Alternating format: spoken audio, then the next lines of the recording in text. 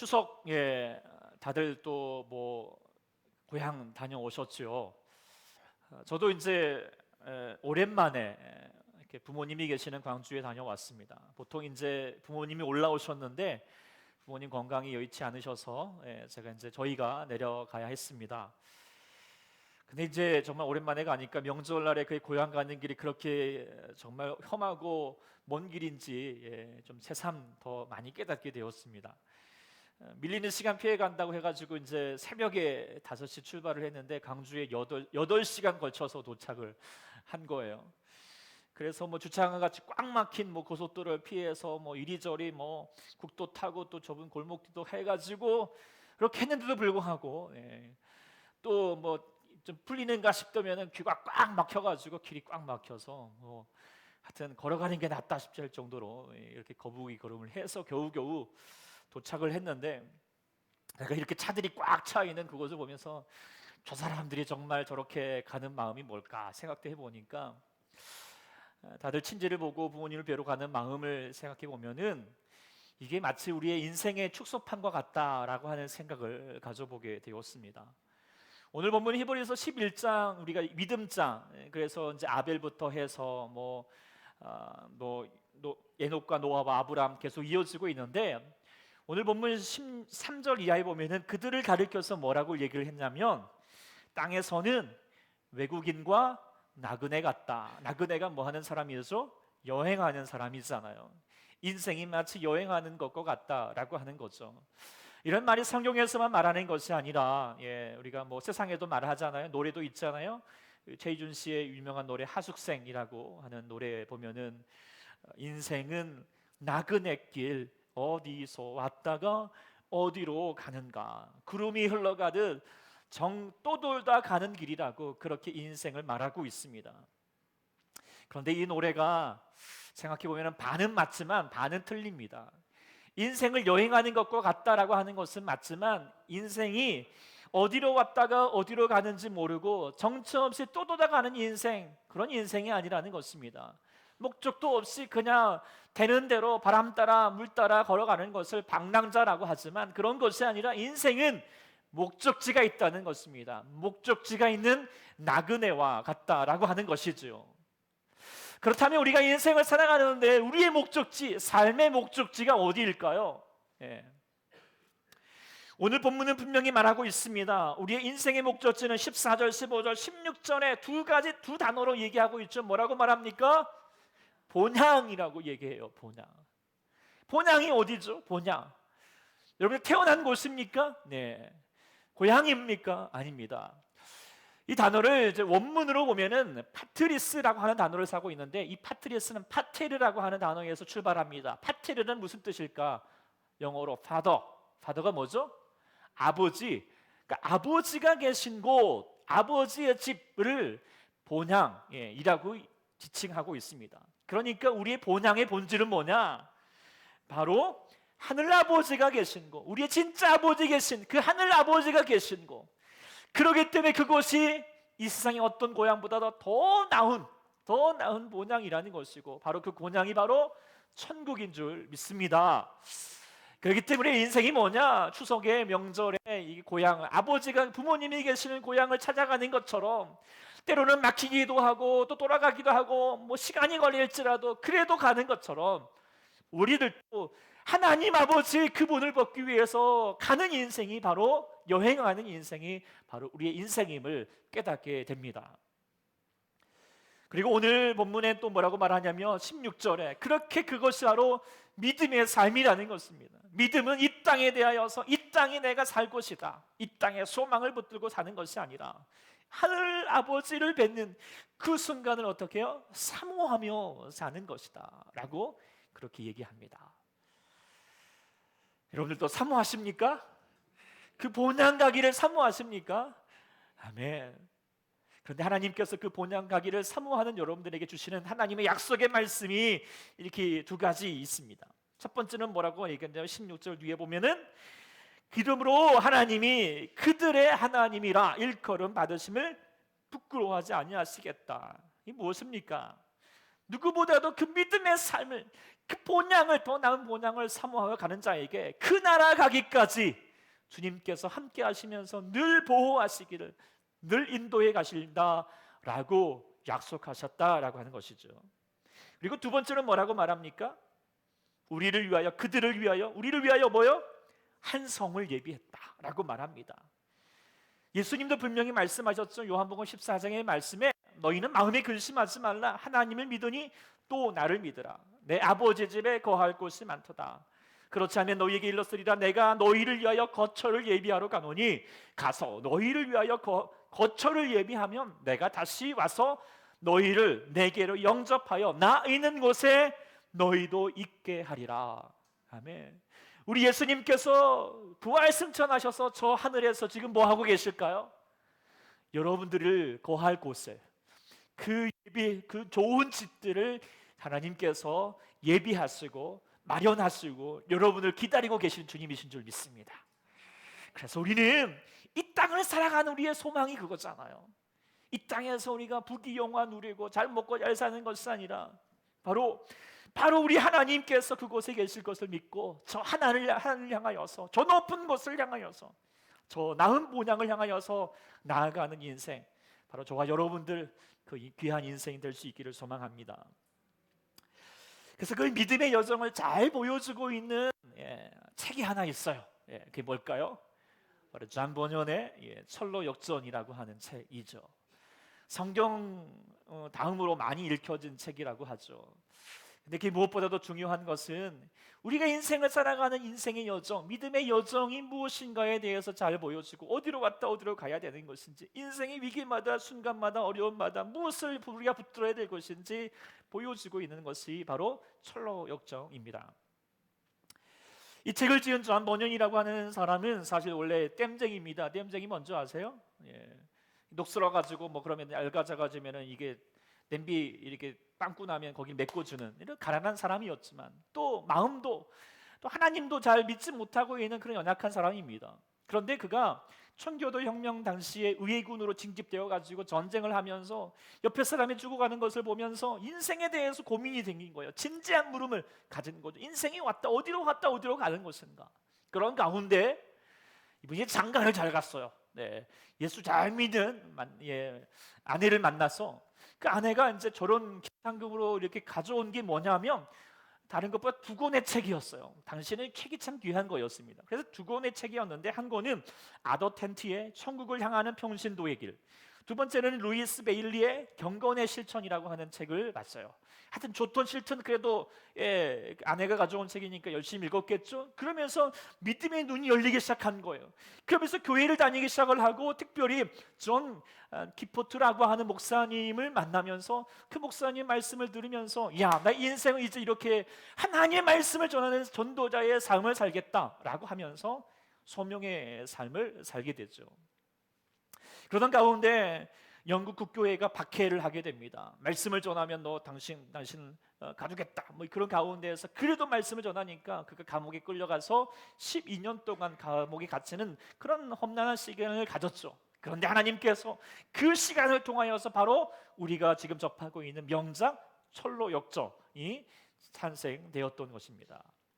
잘 아는 것처럼 철로 역전은 1편과 2편 두 권으로 이루어져 있습니다. 1편은 크리스찬이라고 하는, 이름도 크리스찬이죠. 크리스찬이라고 하는 사람이 파멸의 도시 장차명할동시, 그래서 장망성이라고 하죠. 장망성에서부터 탈출하여서 그래서 어떤 역경과 고난과 유혹을 뚫고 그래서 그 천국, 우리가 더 나은 본향 그곳을 이르게 되었던 과정을 얘기해주고 있고, 이거는 그의 아내 크리스티나와 그의 자녀들이 뒤따르는 여행 과정을 보여주고 있습니다. 우리가 철로 역정의 책을 많이 또 읽었겠지만 이번에 나온 영화 책과는 조금 다른 내용이 있지만 그래도 불구하고 이 책이 이제 이 영화가 애니메이션으로 개봉이 되었고, 또 지난 우리 아이들도 보고 또 우리 수요일 아래도 한번 본 적이 있지만 우리 교인들도 다 같이 좀 모아서 우리가 믿음의 여정을 살아가는데 이것이 우리 가운데 정말 큰 도움이 되기를 원하는 마음으로 그래서 오늘 오후에 보게 됩니다.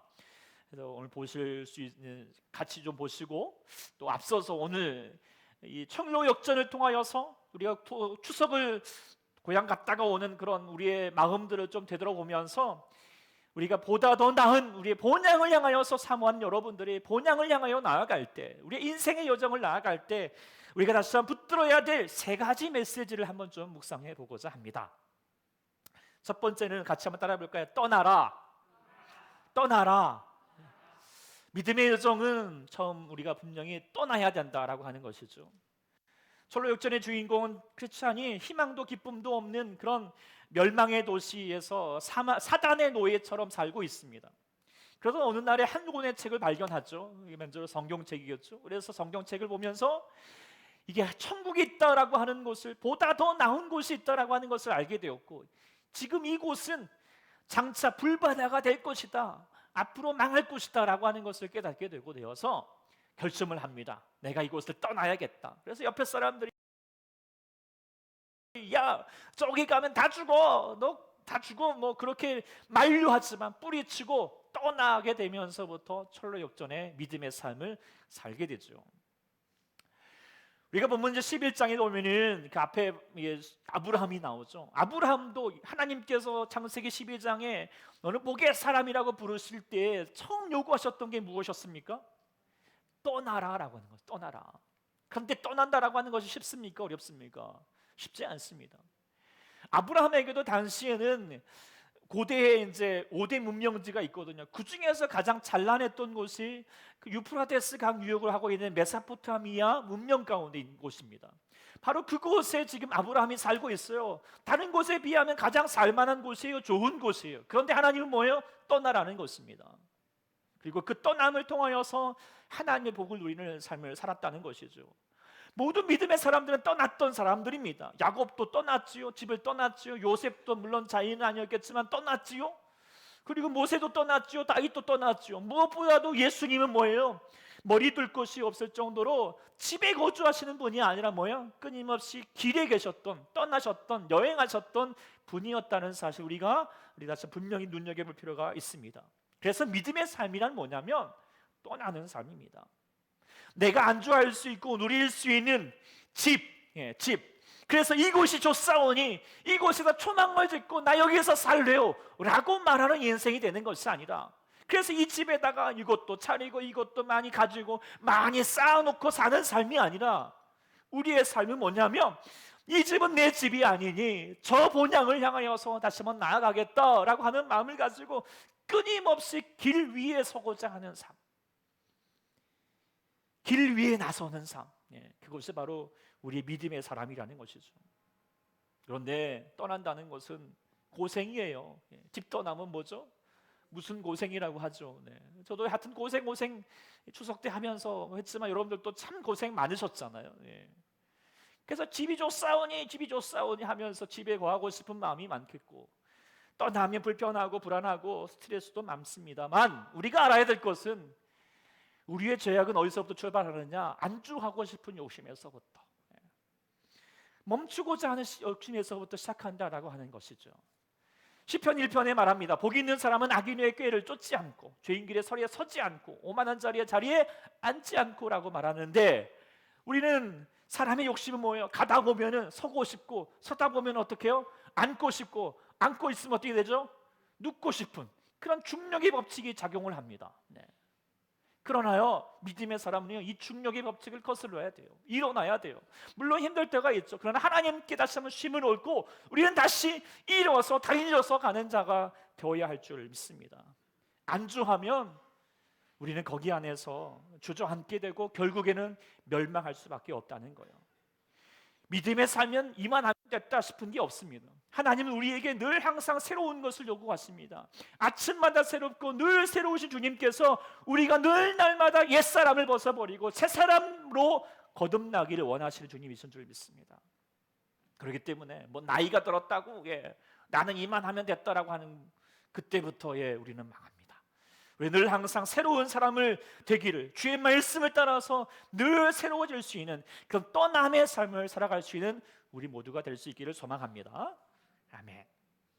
두 번째는 뭐냐? 목적지를 분명히 하라는 것입니다.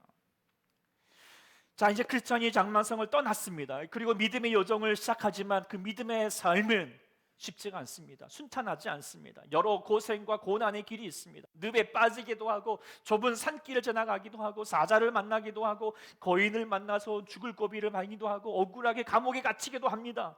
여러 가지 유혹들도 만나기도 합니다. 근데 그 모든 고생의 배경에는 누가 있냐? 사단이 있습니다. 근데 그 사단이 그 크리스찬에게, 믿음의 여정을 하는 자에게 하는 그런 여러 가지 많은 행동을 하는 이유가 있습니다. 목적이 있습니다. 그것은 뭘까요? 길을 잃게 하는 것입니다. 포기하든지 아니면 다른 길로 가든지 방향을 잃어버리게 하는 것. 죄는 뭐냐? 방향을 잃어버리는 것입니다. 방향을 놓쳐버리는 것이죠. 사단은 그게 우리를 죄로 몰아가는 것입니다. 그래서 이 인생은 속도보다 중요한 건 뭐라고 하죠? 방향이라고 하지 않습니까? 그럼에도 우리가 방향을 잃어버릴 때가 많습니다. 믿음의 여정을 살 때에도 방향을 지키는 것이 어려울 때가 많은 것이죠. 왜냐하면 당장 눈에 보이는 것이 더 커 보이기 때문에, 더 강력해 보이기 때문입니다. 크리스천이 한 번은 이제 열심히 좁은 길을 걸어가지고 한 성을 발견합니다. 그런데 가려고 그러는데 양옆에 막 사자가 막 으르렁거리고 있습니다. 삼킬 듯이 죽일 듯이 찾아옵니다. 두렵습니다. 주저하고 있습니다. 그럴 때 한 음성이 들려요. 두려워하지 말라. 그리고 놀라지 말라. 너 지금 네 옆에 있는 그 사자는 이미 발이 묶여져 있다. 그러니 좌로나 우로나 치우치지 말고 똑바로 걸어가면 갈 수 있다라고 말해주고 있죠. 이것이 우리가 믿음의 여정에서 승리할 수 있는 비결입니다. 그리고 하나님은 자주 말했습니다. 좌로나 우로나 치우치지 말고 오직 주님만 바라보면서 나아가라는 것입니다. 치우치지 않는 인생. 비틀거리는 사람은 철로역전의 승리자가 될 수 없습니다. 그런데 우리가 살다 보면 이번 추석에도 보내면서도 여러분들 또 좌로나 우로나 치우치게 하는 요소들이 얼마나 많습니까? 또 우리의 마음을 막 흔들어대는 사람이 얼마나 많습니까? 또 우리가 다 살면서 육신의 아픔이 있고 질병에 걸리기도 하고 물질적인 어려움이 겪기도 하고 사람의 관계에서 문제가 닥칠 때마다 우리는 그 문제가 더 커 보입니다. 어떻게 하지? 어떻게 하지? 어떻게 하면 내가 살 수 있지? 그것에 우리가 주저하고 두려워하고 여러 가지 우리의 마음이 갈팡질팡할 때가 많습니다. 그러나 그때마다 우리는 정신 차리고 주만 바라봐야 할 줄 믿습니다. 그 문제가 크지 않습니다.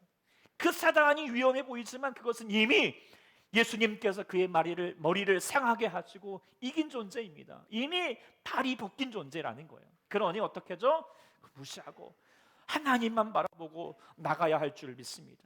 그래서 문제보다 더 크신 주님, 바로 믿음의 주요 온전케 하신 예수를 바라보면서 그 주님 아버지 앞에 그 본향을 향하여서 나아가게 될 때, 그 목적지를 분명하게 붙들 때, 흔들리지 않을 때 우리는 반드시 승리하게 될 줄 믿습니다. 아멘. 세 번째는 뭐냐? 우리가 믿음의 여정을 살아갈 때 내비게이션이 필요합니다. 그런데 우리의 내비게이션이 뭘까요? 바로 성경 말씀이죠. 크리스찬이 믿음의 여정을, 철로역전의 이 믿음의 여정을 출발하게 된 것도 성경 말씀 때문이었고, 그가 걸어갈 때마다 여러 가지 위기와 어려움이 겪을 때마다 그를 다시 인도해 줬던 것은 바로 하나님 말씀이었던 것이죠. 그래서 믿음의 여정에 있어서 성경 말씀은 절대적인 존재라는 것이죠. 바로 내비게이션과 같습니다. 이번에 추석 위성길에 고향 가면서 왔다 갔다 하면서 이 내비게이션의 이 얼마나 이 소중함을 제가 더 많이 깨닫게 되었습니다. 출발부터 막 고속도로가 꽉 막혔다고 그러니까 다른 길을 딱 안내하더라고요. 그런데 생전 가보지도 못한 길이에요. 막 가는데도 불구하고 가다가 막 골목골목을 가고 뭐 그러니도 불구하고 이게 도대체 어느 길인지, 이게 도대체 어디에 있는지 알 수도 없어요. 그래도 불구하고 전혀 마음에 두렵거나 당황하지 않았어요. 왜 그랬을까요? 바로 나의 선한 목자 되시는 내비게이션이 있었기 때문이죠. 우리 인생도 마찬가지 아닐까요? 우리들도 인생을 걸어가다 보면 이 길이 맞을까 저 길이 맞을까, 도대체 내가 이 잘못 온 것 아니야, 이 인생 내가 잘못 산 것 아니야, 후회하고 싶을 때가 있죠. 그러나 우리가 말씀 따라 살아간다면 그 길에 우리는 결코 두려워할 필요가 없는 줄 믿습니다.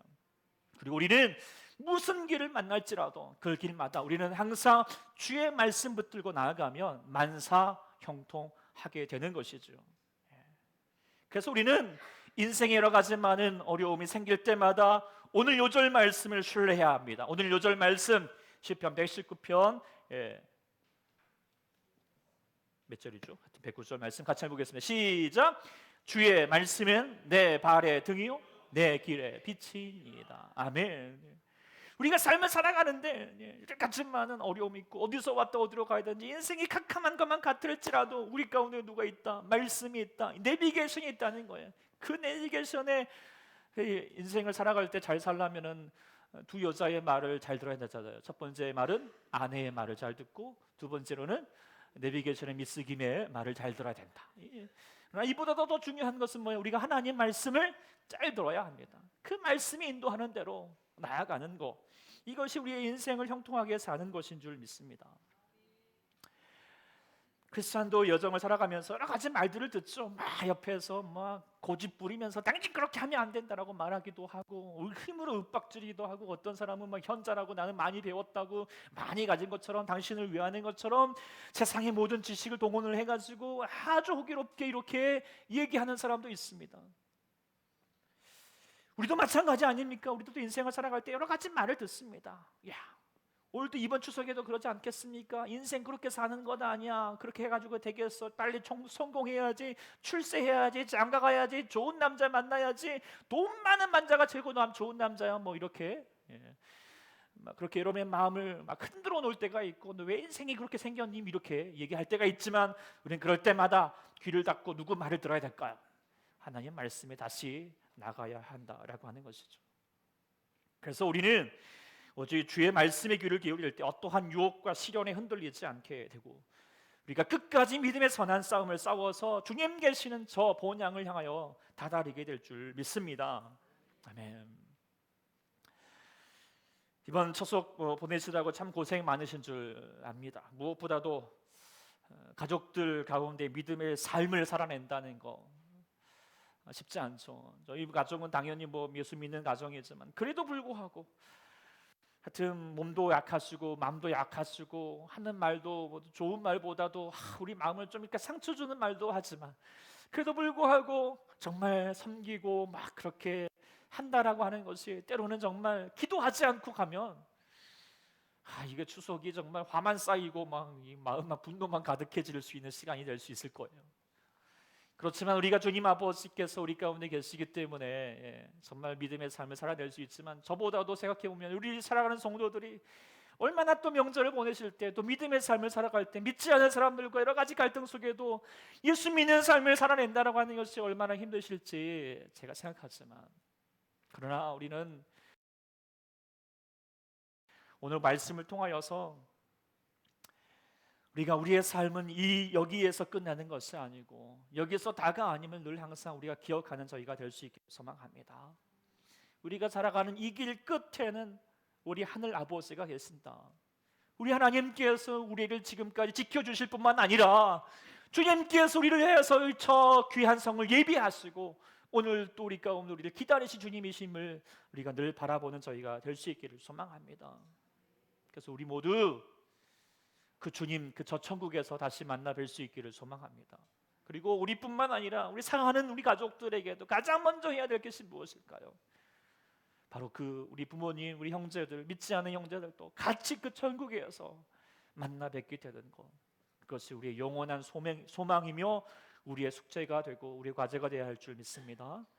또 믿음의 삶을 살아가는 여러분들에게 하나님께서 은혜 도우시기를 소망하면서, 우리 다시 한번, 제가 오늘 말씀을 준비하면서 찬송가 이제 235장 거기서 찬양할까 하다가 이 찬양을 좀 더 불렀으면 좋겠다라고 생각하게 되어서 우리 같이 악보 주님 다시 오실 때까지 나는 이 길을 가리라라고 하는 찬양을 좀 가사를 생각하면서, 정말 내 사모하는 주님, 누구보다도 우리 주님을 사모한다라고 하는 그 마음, 소망을 가지고 이 찬양을 드리고 잠시 기도하는 시간 되었으면 좋겠습니다.